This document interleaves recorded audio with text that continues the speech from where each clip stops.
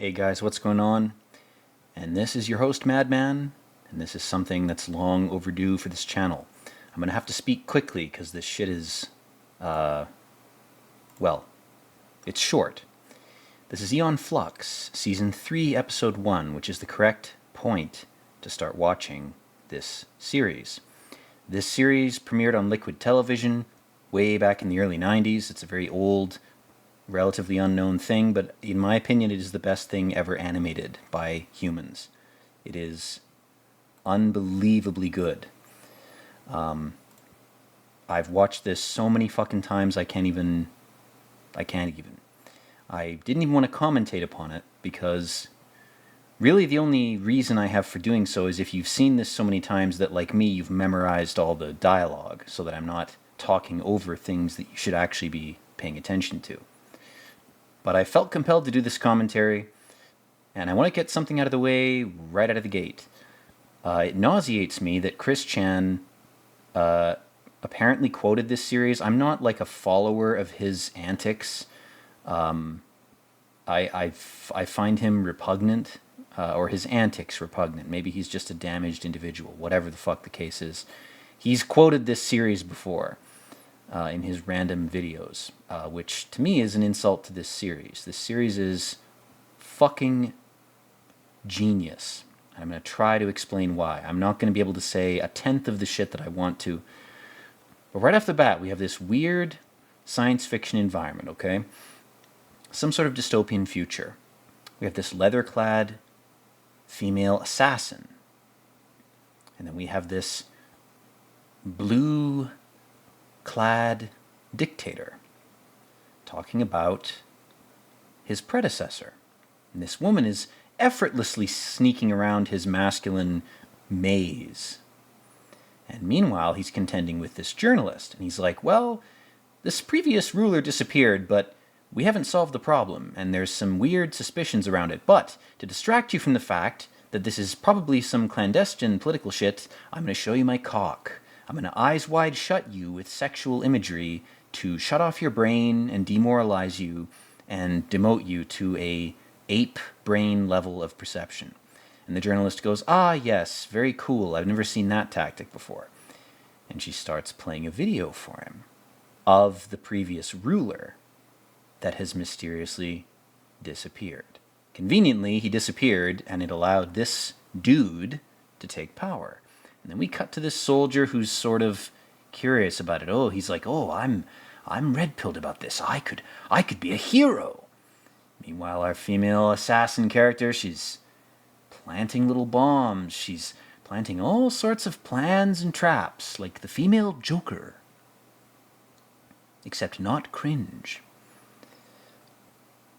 So, the series sort of takes place in a environment that is meant to be like a East-West Berlin allegory in a way. There's a wall that separates two nations, and they have completely opposite political and social ideologies and ways of organizing themselves. And it's meant to be a Berlin Wall type of allegory because this series was made in the early 90s right after the Berlin Wall fell. So that was a big cultural thing that no doubt influenced this. Or maybe it just influenced our interpretation of it. Maybe that's over-contextualization, over-historicization, I don't know. But now that the journalist has attacked him, and our weird political guy, we don't even know his name, well, it's Trevor Goodchild, I think they have said it once. He's like, he grabs hold of the cameras, he takes control of the media. He's a dictator who's taking control of the media, and he says, I hold the future of Brenya in my hands, meaning I now control people's perception. And he's talking about openness. He's like, oh, let's all just be honest with each other. Let's not lie. Interesting that he crusades against lying as a way of making an excuse to gather information. Interesting strategy. And this uppity blonde fuck, this little Nazi boy, he thinks, oh, I've figured it all out. I've gleaned a little piece of information from this leader, and I'm going to hide it from the cameras because I'm smart enough to do that. And then, our leader, he's taking off his boxers, he's going to bed, but he's putting on a weird BDSM harness. What could that mean? It's not sexual. Again, the sexual imagery right off the bat in this is very Eyes Wide Shut, and this is pre-Eyes Wide Shut. Eyes Wide Shut was made after this. In my opinion, this mogs Kubrick in almost every way, and it's just some animated weird thing that you've probably never seen. This shit is insane. He's got monarch butterflies framed on his wall. What the fuck do you think that refers to? And again, this harness, it's not sexual. It's all a ruse. He's literally changing the vibration of his molecules. That's what he's doing. Because he's confined this Roman emperor-looking dude in this alternate phase of reality. He's phased him into a slightly off-phase dimension. And he says, you've served me, so I'll serve you. Serve the servants. That's a sort of creepy, secret type of phrase that refers to the fact that if people exchange duties between them, and you're a slave one day and then you're the master the next, that's what contributes to a balanced society. And I think that's maybe true. I think that has some merit to it. But like everything, it can be taken to an extreme or corrupted or distorted or, bad-mouthed to the point that it comes across as evil. I don't know. Or it can be ingratiated to the point of being artificially good. Either way. What this series talks about is perceptions of reality. It's very much about sight and perception, and in this episode in particular. So our assassin, she goes right up to the camera and she's like, "Hi, I'm Aeon Flux. I'm here to kill Trevor Goodchild. Do you believe me?" And they all don't even react. Because the system Goodchild is set up is based on performance. It's based on lying. So when you tell the truth, everyone assumes you're lying. So it doesn't matter. No truth can exist in this society. And that's the irony of Trevor Goodchild saying, "Oh, let's all be open and honest." What he really says is, let's all lie loudly. Let's lie loudly together. And then she's doing some BDSM shit for real, but really she's just trying to manipulate this guy. She doesn't give a shit about him. Maybe she is being honest, but it doesn't matter because they're just performing for the cameras. They've already established, these two characters, that they're being watched, both by us, the viewers, me and you, and by the cameras in the context of the show. This is one of those rare cases where the meta shit is used correctly. This is how to do it. If you're going to make a meta, the characters know they're in a show. If you're going to do that, you gotta be as good as this. And 99.9% of crap that is shat out by the system these days doesn't even come close to this in how concise it is. These episodes are so short and they say so much. You've got politicians being blackmailed with sex, but this guy's bored of it. He's so beyond it. He's seen it so many times. He's like, do we really have to keep doing this? Do we really have to keep doing the St. James routine? I'm so fucking bored of this, man. I've seen it so many times. What else is there? Here's something he is interested in. He's interested in this woman and her ability to evade every system he's created, every lie or truth disguised as a lie or lie disguised as a truth. It doesn't matter. She just melts through it. She's totally immune. And that is what fascinates him. He's a lot like King Haggard in The Last Unicorn, where there's very few things that fascinate him. He's sort of dead inside. And so he's consigned to exist in this sort of voyeuristic state where he's created this situation where he expects people to perform. He knows these two aren't idiots. This soldier of his, this Gildemir guy, he's a little smarter than maybe he's assumed, but they're just performing. They're looking right at the camera. They know he's watching them, and he knows that they know. He's just tapping his fingers, waiting. He's like, "What are you going to do for me? How are you going to perform for me, my little jesters?" But because they know they're performing, he's never going to be satisfied. They know too much. Looking through his little golden eyeball fucking eyeglass thing. And he goes, "Look at me. I want you to look at me." But then when she does, he's terrified. The male gaze, wanting to look at the woman. This guy's got some balls. He's like, I want the woman to look at me. I want to experience female gaze. And the minute she gives it to him, he's shocked. He's like, fuck, I wasn't ready for that. Female gaze is a real thing. I mean, if you believe in the whole male gaze thing, if we're all equal, make everybody equal, then female gaze is also a thing. And I do think that's true. And this guy wasn't ready for it. And again, we're seeing Aeon set up all these traps in advance. She set up a little obstacle course for him, for fun. This is her version of the security cameras. Her version of Trevor's system of observation is setting up this little gymnastics course for him to navigate. And something that this series is fundamentally about, which I'll get out of the way early, is that it's about male and female sexual competition seen through a like psychopathically psychological sense. It's like if you took everything physical and real and transmuted it into a psychological allegory. Like this is like hyper Freud.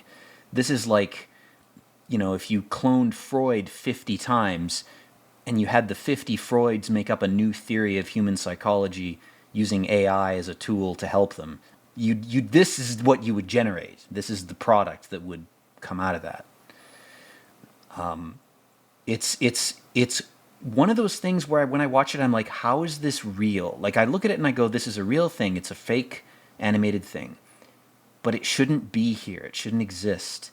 Not because it's evil, but because it's so insanely true in its presentation of truth through illusion that it really shouldn't even be here in the first place. Like, it snuck in here. I don't know how it's in this reality at all.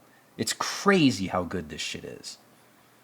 You know, I'm going to gush about this, fair warning, you know, cringe warning ahead, you know, content warning, cringe. I'm going to gush about this because it's amazing. If you watch it more than once, you will understand what I'm trying to say. You don't have to be a scholar. You don't have to be trained in any of this symbolic shit. Just keep watching it, and you will subconsciously start to notice things and enjoy things and appreciate them just because you've seen it. And no one's getting money for you rewatching this. This is a straight up, you know, totally not torrented version of this. This is hard to find. I mean, you can find it on YouTube, but not in very good quality, you know. So again, we have another sexual spectacle that's hiding the real thing that's going on. I mean, Aeon is taunting Trevor. You know, she's saying, I'm giving myself to this dude. I'm letting him fucking kiss my feet. But what she's really saying is it's a power thing. She's like, I have a worshiper, and I'm flaunting him at you because he's just temporary. Your worshipers are permanent. You're so insecure that you have to have a whole society worshiping you. I can just have one guy blow on my toes once, and then I'm off on my own with nobody with me. I'm off to be alone. She's telling him subconsciously, subtly, you know, subtextually, she's like, you're like a weak kid. You need people worshiping you. I don't need that. You know, I'm better than you. And he hates it. And then she's going to do it again with this Gildemir guy. But she's also using him at the same time.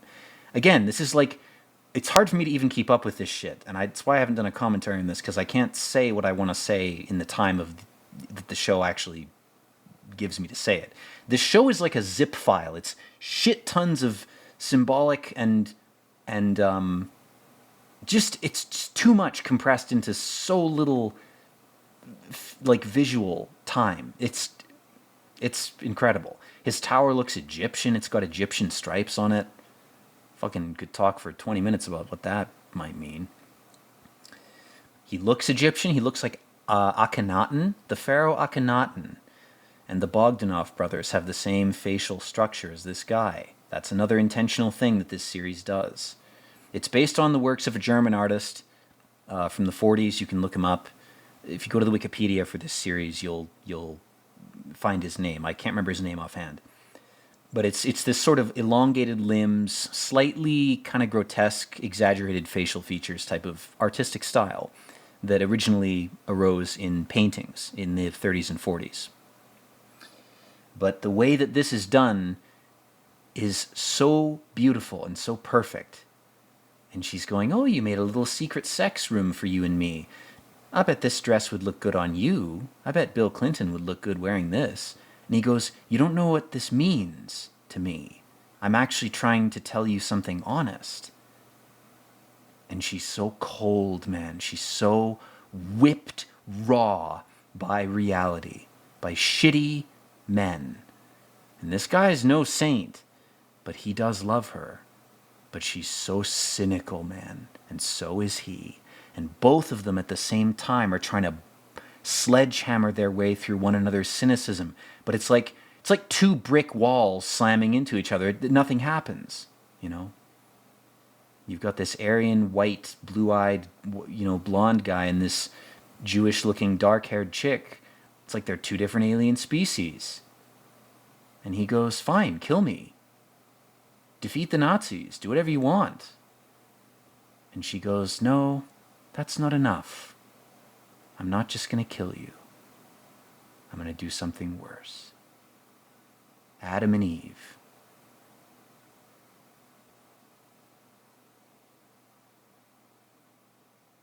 I mean, he put a lot of effort into this, man. There's an allegory here that's obvious, the way to a man's heart is through his stomach, the belly of the beast, blah, blah, blah. That's all red herrings. None of that matters. That's surface level shit. In the context of this, he just climbed out of a vagina. I mean, that's great. He's so naive. He's such a, he's behind the times in how he understands Aeon. And she also doesn't understand him. She doesn't understand the fact that he can be sincere. It's like a reverse Burnt Orange Heresy where, imagine if the genders were swapped. If the main character in Burnt Orange Heresy was a woman escorting a man, and the man was being honest. Imagine that. Imagine if that really happened. And the man was killed before he could impregnate the Jamie Figueras female. That's what this series kind of says.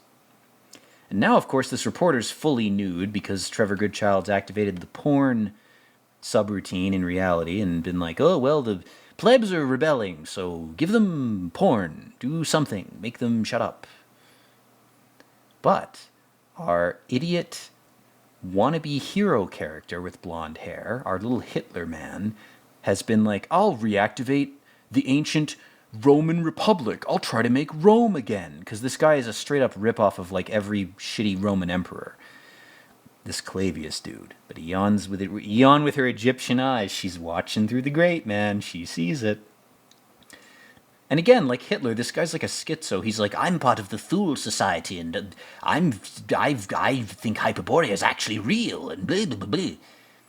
And he's trying to interpret these documents, but it's just schizobabble. It turns out it's not anything. It means nothing. The actual text you're seeing is copied from some article about a real war that took place in the 80s, which is a reference that I don't have the expertise to comment on, but it is a real article. You can look it up.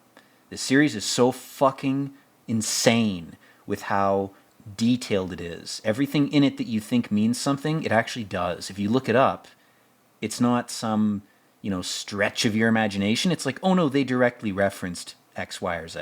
Like, that's how good this shit is, man. It's great.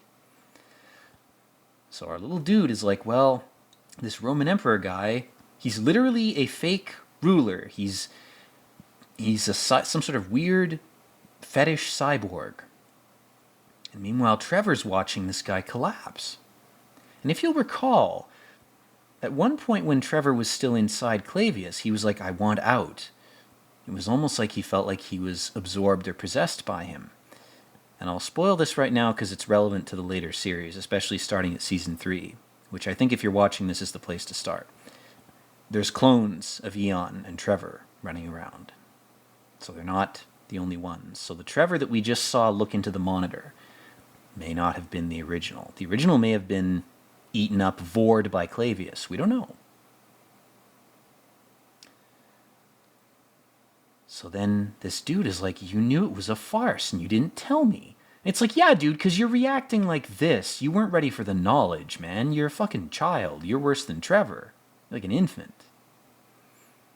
He's mad Aeon didn't fuck him. He doesn't know it was all a performance. Fuck's sake, dude. Now she's stuffing him into a trash chute. And here's Trevor. He knows there's cameras everywhere. He's like, I will now perform for the cameras, and the people will take my side. And Aeon's doing the same. She's performing. She's like, no, not like this. And he goes, now I'm in control. Now you'll have to join me in my little sex room, because I'll take you prisoner. And she goes, oh no, I've been caught. And all his goons show up, all the Gestapo guys, blah, blah, blah. The cameras are floating around everywhere. It's like Half-Life 2. I think Half-Life 2 totally ripped this off, man. 100%. The Half-Life 2 guys, the floating camera drones are completely ripped off from this, man. But oh, turns out it's not who you thought it was, is it? Now your little uppity Hitler dude is going to try to blow the whole game up. And he's like, this must be something significant. It's totally not just a trivial sex toy. And he's so naive. He's not even aware of the truth used as an illusion to cloak the truth. Like he's like several layers of naivety. He's not innocent, he's naive. She's like, oh, that's what this does. It unlocks me. Then everyone starts laughing. They all have the same key. She's fucked all of them. She's a sex worker, baby. Even the female troopers have the same key. And he's like, well, there's your guy. It's the guy who was trying to prevent us from all having free sex and having fun. He's the real terrorist. He's a buzzkill. He's the guy at the party that starts harassing you and goes, you've drunk too much. You shouldn't drink so much. You should go home. Have some water. That's Gildemir. He's he's fucking up the party. And then before Trevor can do anything, she blows the wall open and she's gone. And he's sad, man. He wants to be with her forever. He's actually a good guy underneath all the totalitarian bullshit. And he turns his vibrator harness to her frequency and he can see her. They're on the same frequency. They're psychically communicating. She blows him a kiss. And then she's gone. Anyway, guys, with that, I'm going to end the recording. I don't want to make things go too far past the actual length of the actual episodes in this, but having a lot of fun talking about this. I've been wanting to for a while. So thanks for watching. And as always, peace out.